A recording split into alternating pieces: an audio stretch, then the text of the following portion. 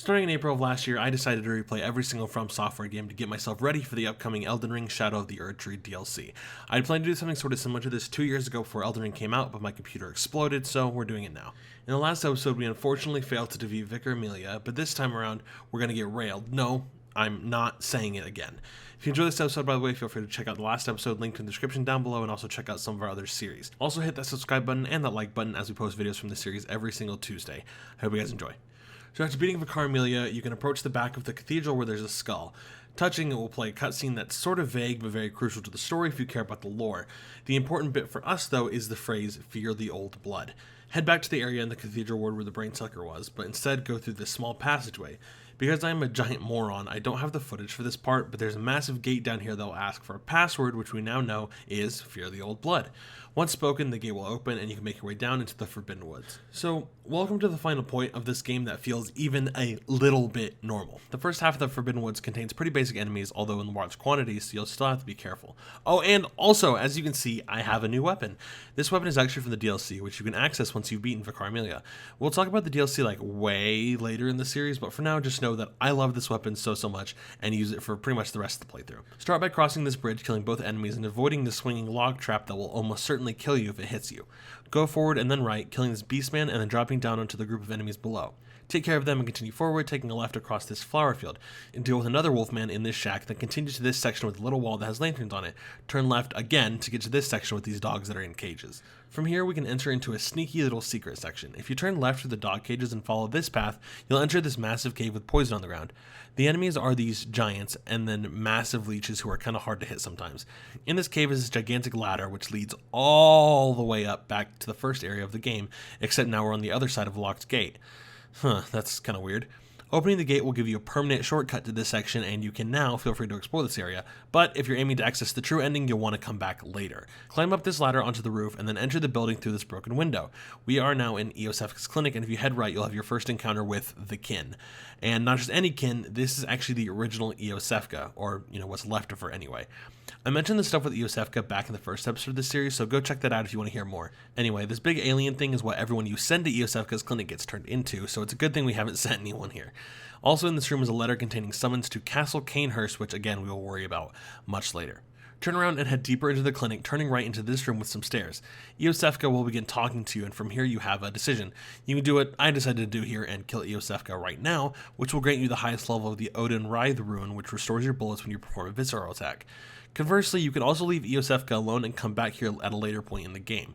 I won't spoil exactly what happens, but if you do come back later and kill Eosefka, you will get another piece of the umbilical cord needed for the true ending.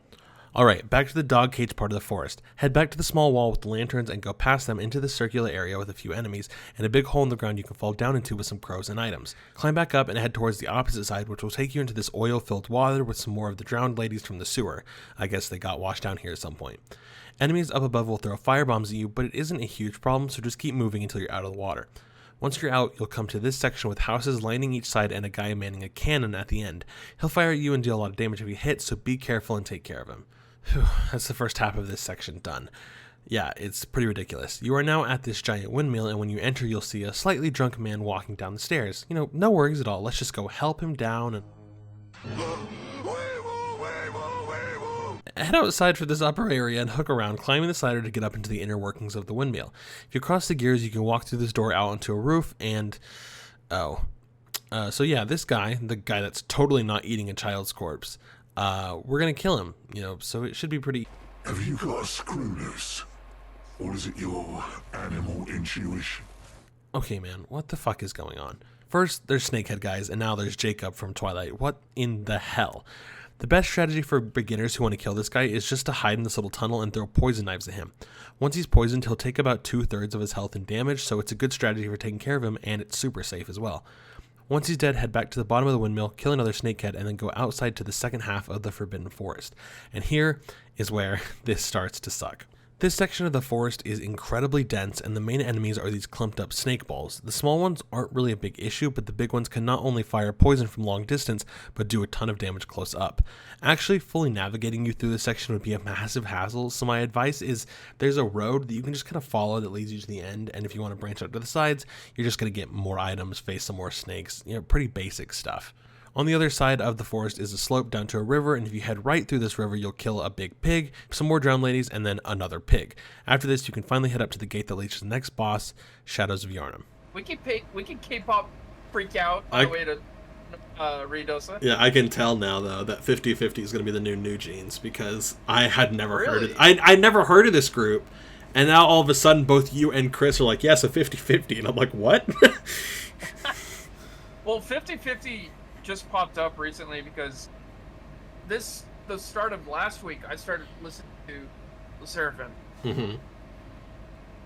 Then a lot of stuff on TikTok, K-pop stuff, a lot of stuff just started showing up. That's how they get you, dude. Yeah. That's how I found a couple Drug. of groups, is from drug. YouTube Shorts and from Instagram. Okay, hold on. I'm doing a test run, so I need to see how this is going to be.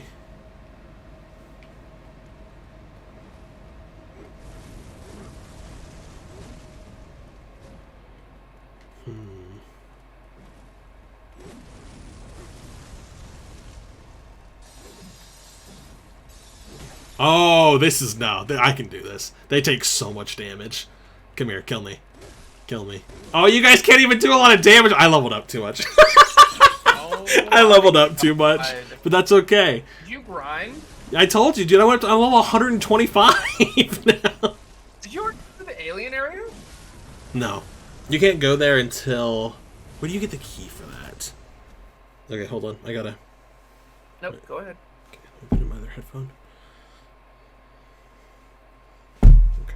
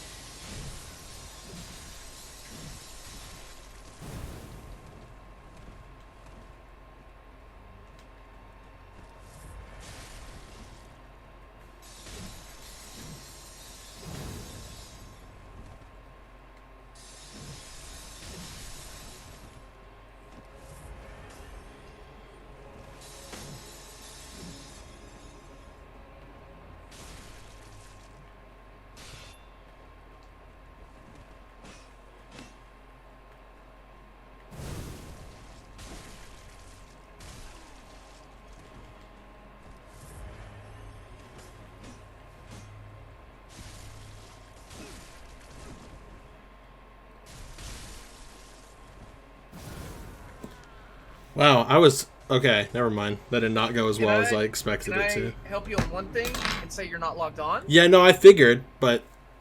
Oh, Jesus Christ, Zach, what the hell? I'm blind, and you just... Sorry.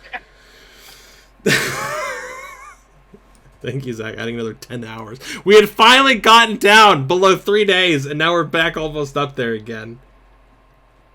Was I locked on at all? Like, ever? You were logged on, then it stopped. I have no... I'll look. Actually, I'll pause. I mean, I'm locked on now. I know I am, but... Yeah. Can I please heal? Can I please heal?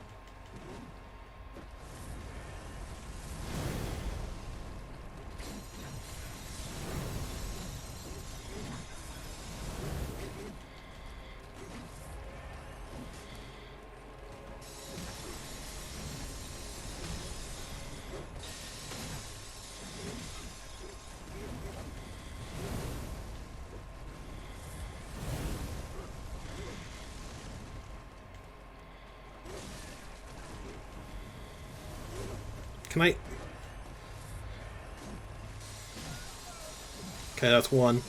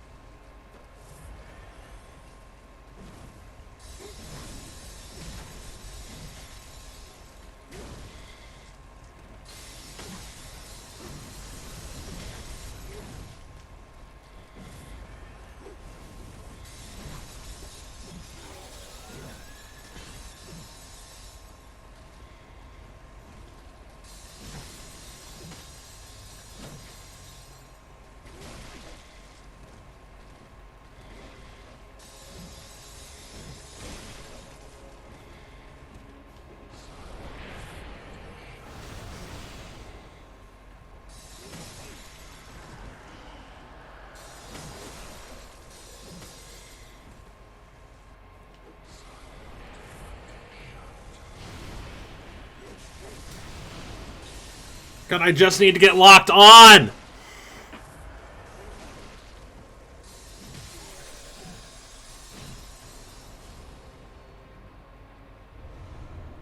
Oh, am I done? Let's go! Let's go! You weren't locked on for the longest Really? time. After the first You one had died? 3 hits of health worth. God damn it! When you said I just need to be locked on, and I'm like, I fucking know.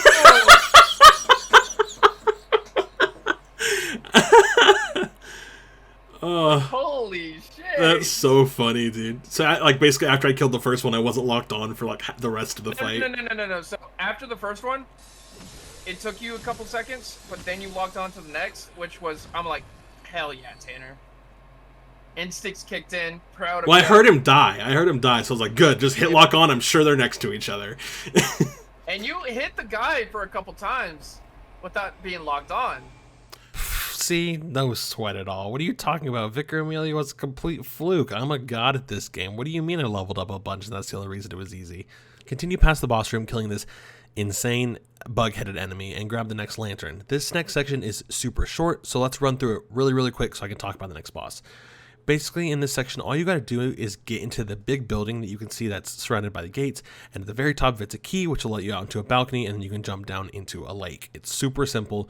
There's some weird enemies in here. There's a brain suckers. There are these big centipede things that shoot fire comets. I don't know, man.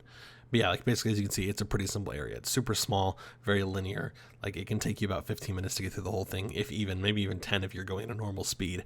So, you can just watch me actually navigate this stuff, kill some enemies, while I actually talk about the next boss and why I will not be fighting him blindfolded. So yeah, I know that the whole theme of this series is supposed to be fighting bosses blindfolded, and I want to make sure every single episode has at least one blindfolded boss fight, which is why I want to do Shadows of Yharnam and this next boss in the same video, because I'm just going to be honest, I don't think Rom is actually possible blindfolded. So he's a big spider, which, is gross, and the actual mechanic of the boss fight is just to kill him, and thankfully he doesn't really attack too much. The difficult part comes from 2 things. First, after losing about a third of his HP, he will teleport away. And I don't mean like a short mini teleport like some other bosses in some Souls games do. No, this motherfucker full on instant transmissions about 3 football fields away and summons a whole bunch of more spiders. What? Sorry, that's not that big of a deal? Okay, well, let's say I can somehow find him in this massive arena without being able to see. Rom also has a really cute little thing he does where he calls down ice comets that can practically 2-shot you. Still not too hard. Well, Rom can only be hit in the side, not in the face, and his little spider minions are everywhere and do stupid amounts of damage. So yeah, I didn't do Rom blindfolded. After getting the key at the top of the building, we can head out into the balcony, kill this disabled guy to get a rune, and then jump down to the next boss, Rom the Vacuous Spider. Yeah, and I actually think Elden Ring did a good job of the actual world, because Caelid is awesome. All the underground areas are sick. I really like Lindal. Game's so good. Yeah. Anyway, Do it. I mean, I'm not doing this blindfolded. I can't. Really? Dude, he teleports, and he teleports so far away that it's like, how am I supposed to know where he is? But yeah, this is my opinion. I just want them to do a really good, better Dark Souls 3. Because I get what you mean with area. Yo, Damien, you coming, my guy? I summoned you and everything. Are you gonna get here? Okay, I guess not.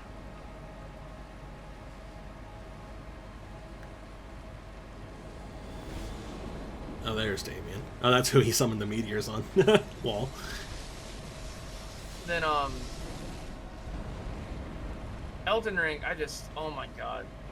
Overall, they did great. Oh, come on, dude. This is what I'm talking about. And then, okay, this is what I'm talking. See how far away he is? I would have no idea. Yeah. It's the same reason for why I'm not fighting Mikolosh blindfolded. Because you have to chase him through that freaking maze, and I just can't. Anyway, see you later, Rom. Do you think they would do another medieval game? I want them. Oh, you mean like Dark Souls? Again, I find Elden Ring to be like that. Oh shit, Blood Moon. Was I supposed to do anything before I did this? I hope not. Rom is not an easy boss at all for newcomers to the game. The little spiders that are all over the place are a huge hassle. Rom himself actually does a bunch of damage with his magic because there's not a lot of really solid ways to get arcane defense in this game, and so magic damage just does a ton. I mean, you saw when I was going through the area, the guy did a tentacle attack to me that did like 2/3 of my HP bar, and just dealing with it all, it's really difficult. But you know, thankfully it didn't take us too many tries. We did it pretty easily. No, but like seriously, what are you talking about and saying I'm over leveled? I'm fine. Defeating Rom brings about the advent of the Blood Moon and transports us to a room. Holy fuck. Thank you guys so much for watching. I really hope you enjoyed. I don't know if the audio actually sounds better in this episode. I'm actually holding my microphone pretty close to my face. I've been having a lot of problems with it recently where it's just not picking up in the same way it used to. I just noticed I peaked when I said picking up. And so I've been having to mess with my audio settings a lot. So there's been some videos where our audio is a bit quieter than it's supposed to be, or some voiceovers are just kind of janky. I'm sorry about that. I'm hoping this one's a bit better because I'm actually just holding my microphone very close to my face. But anyway, you know, enough talking about that. Like I said at the beginning of the episode, if you want to watch the last episode where we fought Vicar Amelia and were unable to actually beat her blindfolded, you can click that down in the description down below.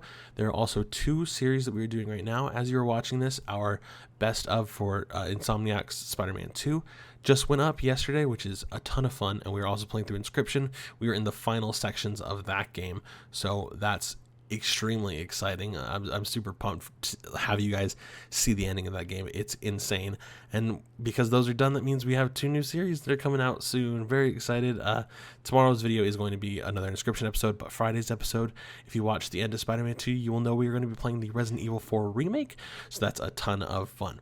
Also, we've been streaming our Demon Souls playthrough for this series. We haven't done it in about a week or so, just because stuff has been really busy. I'm a teacher. I'm doing STAR testing right now, which is our big state standardized testing. It's so stupid, but we've been doing that, so I've been very busy with that in college. Once summer comes around, hopefully I don't have to wait till summer. Once summer comes around, I will be picking it back up with streaming, making sure we get Demon Souls done and Elden Ring done before the DLC comes out. Hopefully, God, I really hope we're able to do that. But if not, you know, no big deal. I'm still going to play Shadow of the Erdtree the moment it comes out. So, yeah. Anyway, thank you guys so much for watching, and I will see you next week as we fight the One Reborn. Woo! Bye!